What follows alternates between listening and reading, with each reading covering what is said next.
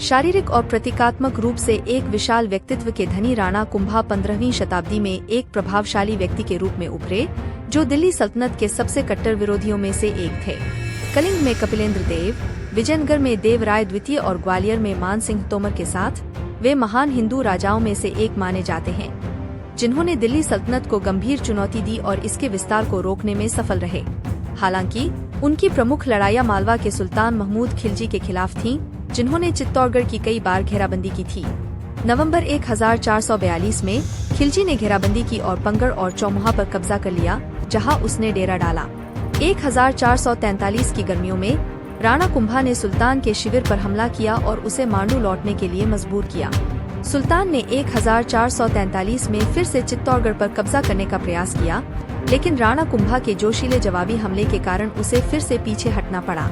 सुल्तान ने 1446 में गुजरात के सुल्तान अहमद शाह के साथ मिलकर मंडलगढ़ पर अंतिम प्रयास किया, लेकिन उसे फिर से हार का सामना करना पड़ा। अगले दशक तक मालवा के सुल्तान ने चित्तौड़गढ़ पर कोई और हमला नहीं किया। राणा कुंभा ने मालवा और गुजरात की संयुक्त सेनाओं पर अपनी जीत की याद में चित्तौड़गढ़ किले में विजय स्तंभ का निर्माण करने का आदेश दिया।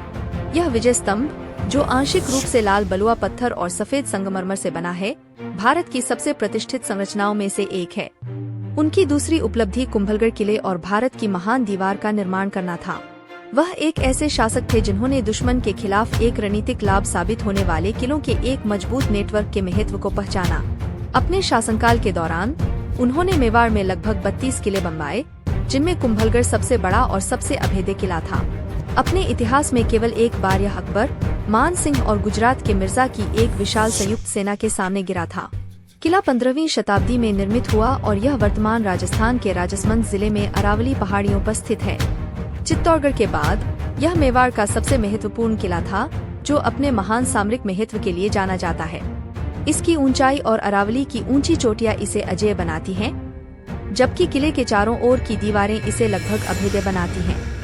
कुंभलगढ़ के चारों ओर की दुर्जेय दीवारें 36 किलोमीटर तक फैली हुई हैं और 15 किलोमीटर की मोटाई रखती हैं, जो अब तक की सबसे कठिन सुरक्षा में से एक मानी जाती है। चीन की महान दीवार के विपरीत कुंभलगढ़ की दीवार एक सीधी रेखा का अनुसरण नहीं करती, बल्कि कई स्थानों पर खड़ी चढ़ाई और उतराई करती है, जहां यह चट्टानों और घाटियों को काटती है।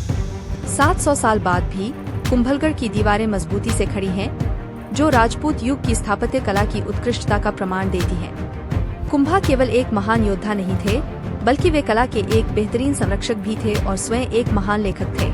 लेखकों, मूर्तिकारों, कलाकारों और कवियों को दिए गए संरक्षण के कारण उनका शासनकाल मेवाड़ के स्वर्ण युग के रूप में जाना जाता है।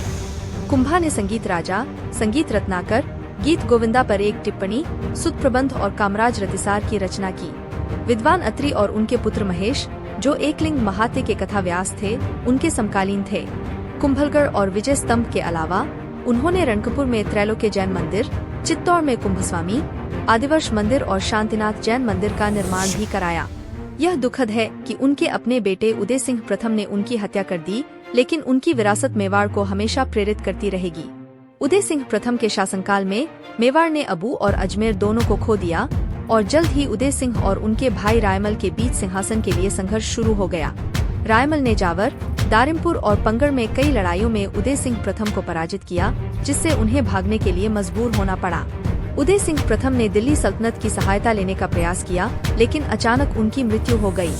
रायमल एक सफल शासक साबित हुए, जिन्होंने मालवा के सुल्तान गियास शाह और बाद में उनके सेनापति जफर खान द्वारा मंडलगढ़ पर किए गए आक्रमण को विफल कर दिया।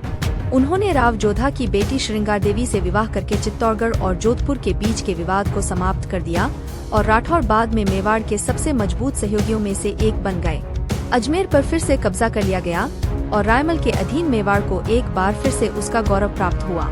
हालांकि रायमल को अपने 3 बेटों पृथ्वीराज, जयमल और सांगा के बीच सिंहासन पर कब्जा करने के लिए लगातार झगड़ों का सामना करना पड़ा। वास्तव में एक संस्करण के अनुसार ऐसा कहा जाता है कि रायमल के भतीजे सूरजमल, जो उदय सिंह प्रथम के पुत्र थे, ने ही झगड़े को भड़काया था। ऐसा माना जाता है कि यह सूरजमल का अपने पिता को उखाड़ फेंकने के बाद रायमल से बदला लेने का तरीका था। एक संघर्ष इतना गंभीर हो गया कि सांगा को अपनी जान बचाने के लिए चित्तौड़गढ़ भागना पड़ा। हालांकि जयमल को अगला उत्तराधिकारी घोषित किया गया था, लेकिन वह एक झड़प में मारा गया और पृथ्वीराज को कथित तौर पर उसके अपने साले ने जहर दे दिया था। जानकर कि सांगा अभी भी निर्वासन में है, रायमल ने उसे वापस बुला लिया। जल्द ही 1508 में महाराणा संग्राम सिंह, जिसे राणा सांगा के नाम से जाना जाता है, सिंहासन पर बैठे और सभी राजपूत वंशों को एकजुट किया, जिससे 300 साल बाद एक शक्तिशाली संघ का निर्माण हुआ। शासक के रूप में सांगा का पहला कार्य मालवा पर आक्रमण करना था, जो अपने सुल्तान महमूद खिलजी और राजपूत वजीर मेदिनी राय के बीच आंतरिक मतभेदों के कारण विभाजित था। खिलजी ने दिल्ली के इब्राहिम लोदी और गुजरात के सुल्तान बहादुर शाह से सहायता मांगी, जबकि राय ने सांगा की सहायता ली, जो एक लंबी प्रतिद्वंद्विता का प्रतीक था। मांडू गुजरात की सेनाओं के हाथों में चला गया और एक लंबी घेराबंदी के बाद महमूद खिलजी ने एक बड़ी सेना एकत्र की और मेवाड़ की ओर कूच किया। सांगा ने राव वीरमदेव के नेतृत्व में मेड़ता के राठौरों के समर्थन से एक समान रूप से बड़ी सेना का गठन किया। सांगा ने राजस्थान के उत्तर पूर्वी क्षेत्र पर ध्यान केंद्रित किया, जो उस समय दिल्ली के लोधी सल्तनत के अधीन था, जहां के सुल्तान इब्राहिम लोदी आंतरिक विद्रोह में उलझे हुए थे। सांगा ने इस स्थिति का लाभ उठाते हुए वहां के महत्वपूर्ण क्षेत्रों, जिसमें रणथंभौर का किला भी शामिल था, पर कब्जा कर लिया। इब्राहिम लोदी ने जवाबी कार्रवाई करते हुए मेवाड़ पर हमला किया और 1517 में ग्वालियर के पास खातोली में एक भीषण युद्ध में सांगा ने लोदी के अधीन अफगानों को हराने में सफलता प्राप्त की। इस युद्ध के दौरान सांगा का एक हाथ तलवार से कट गया और एक तीर से उनका एक पैर गंभीर रूप से घायल हो गया। हालांकि 1527 में खानवा के युद्ध में बाबर से मिली हार ने उन्हें हतोत्साहित कर दिया और वे टूटे हुए दिल के साथ मर गए।